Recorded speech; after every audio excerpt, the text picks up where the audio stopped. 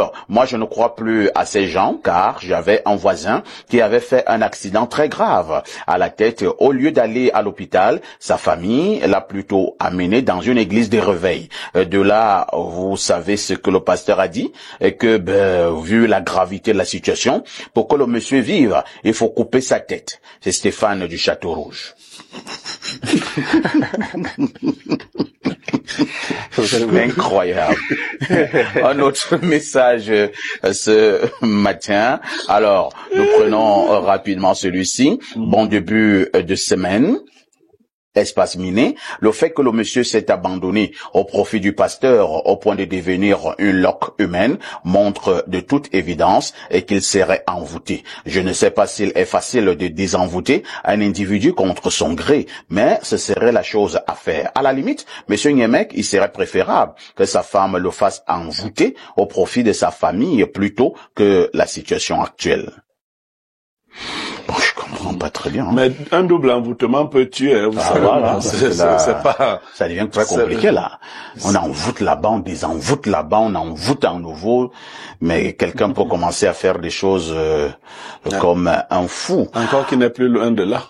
On repasse la parole à Pierre Blériot, cette fois-ci pour la dénonciation du jour.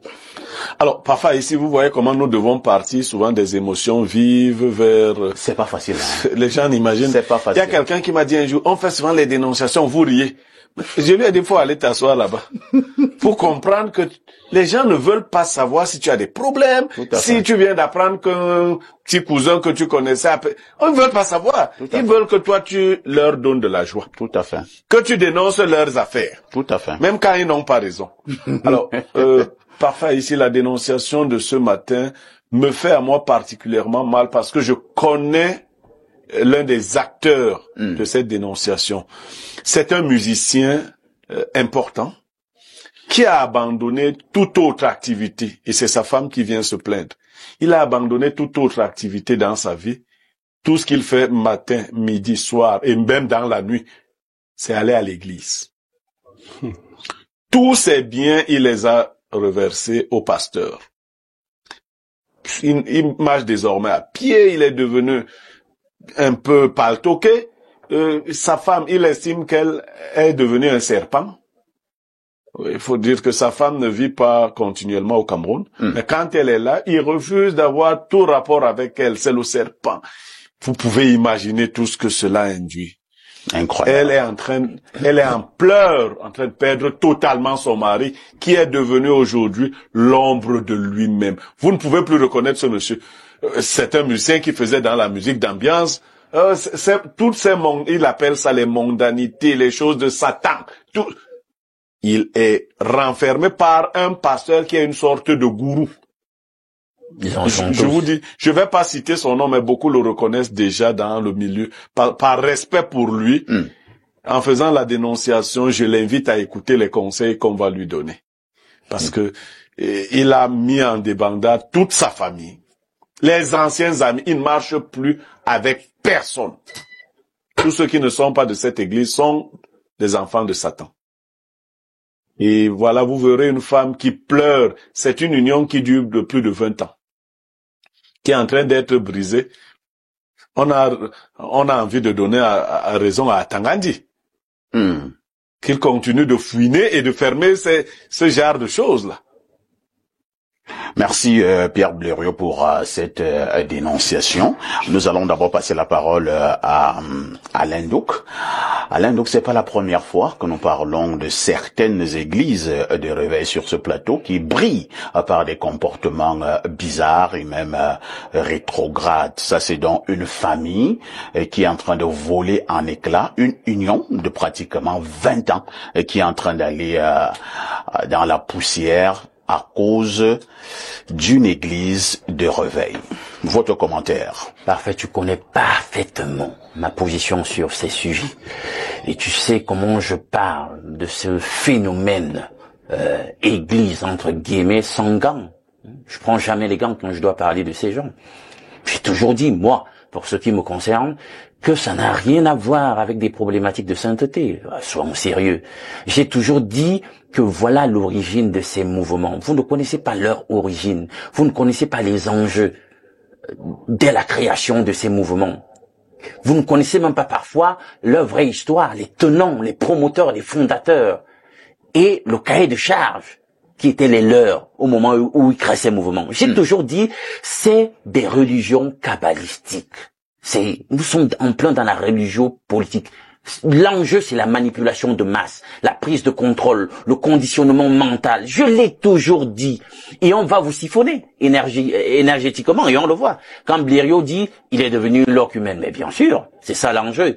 On le siphonne financièrement. Parce que justement, vous le savez, la Kabbale, elle est ancrée sur le matérialisme franc-maçonnique. Vous le savez, l'enjeu, c'est l'argent. On vous manipule justement pour prendre tous les aspects de votre vie en contrôle et vous prendre tout ce que vous avez pour le bien-être matériel du gourou. C'est ça l'enjeu.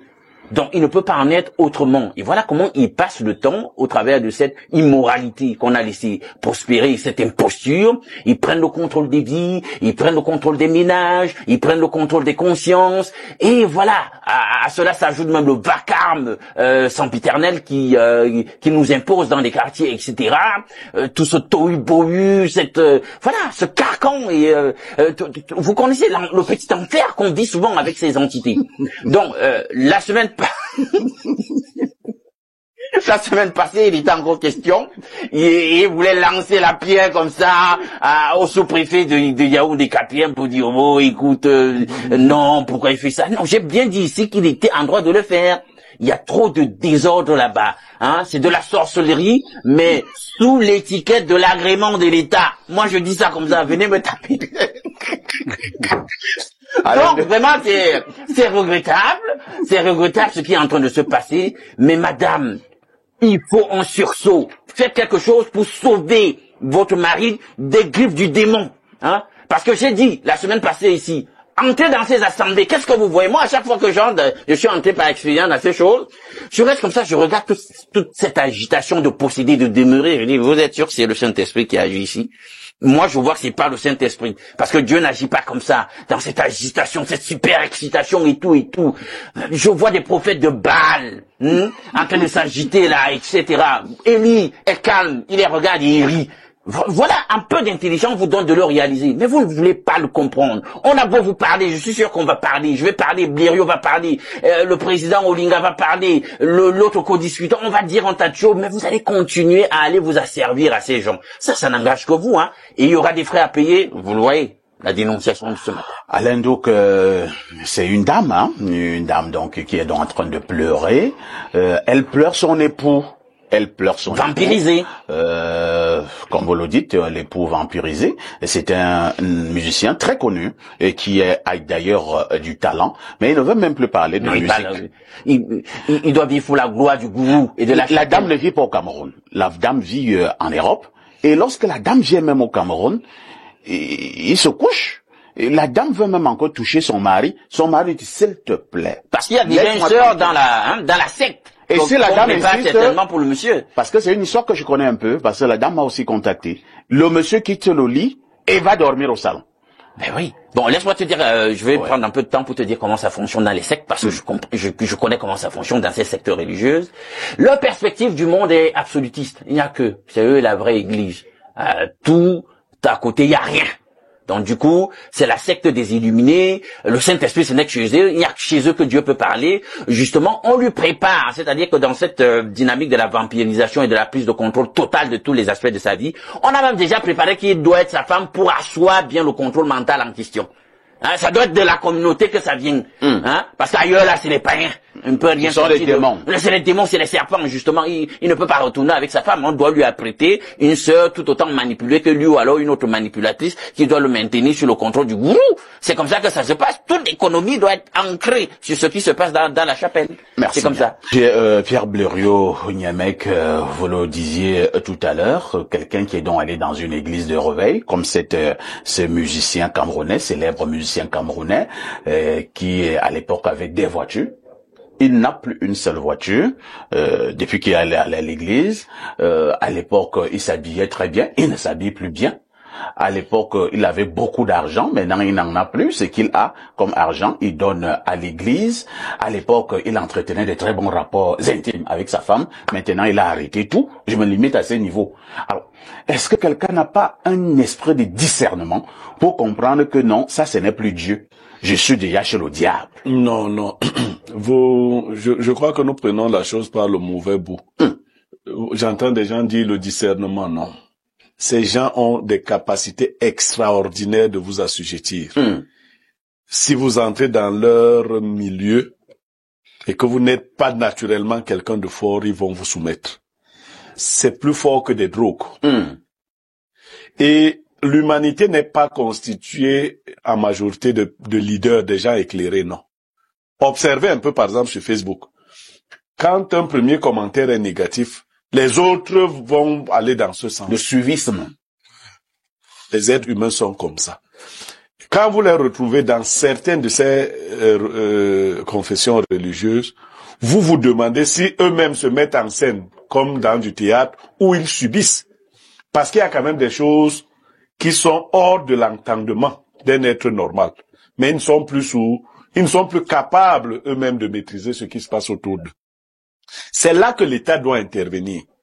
L'État doit infiltrer tous les mouvements religieux, tous les mouvements. Ah bon? Oui, pour en dépister les pratiques qui sont contraires à la fois aux bonnes mœurs, mais aussi à la liberté des individus.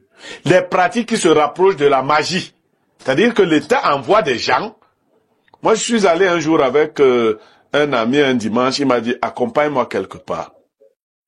Il dit dans une église. J'ai dit, moi je vais pas souvent à l'église. Il dit non, accompagne-moi. Nous sommes allés, il allait prendre sa part d'argent chez le pasteur de l'église.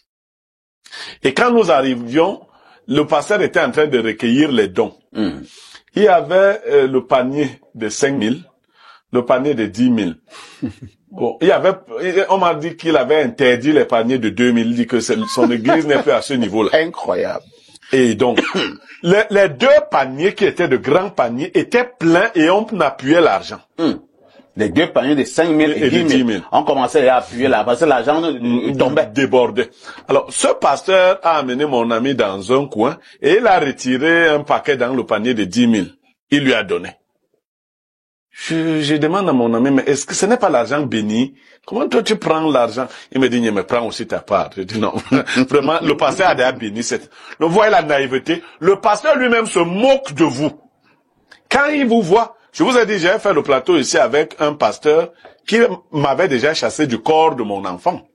Mais il m'a pas reconnu sur le plateau comme... Allez, dans son église, on sait que je jante mes enfants et il me chasse. Sors! C'est l'un des enfants formés par Tchala Isomba. Voilà. Aujourd'hui, il est très riche, il est abondamment riche. Vous parlez des femmes qui ne vont... Non. Il embarque toute espèce de personnes. Des personnes qui ont fait de très hautes études. Le tout réside dans la peur des lendemains incertains, dans les petits problèmes. Parce que pour tromper les gens, c'est pas difficile. Si vous citez 5 problèmes, là où je cite 5 problèmes, vous tous, chacun va se retrouver dans au moins un des problèmes. Je parle de l'infertilité des femmes.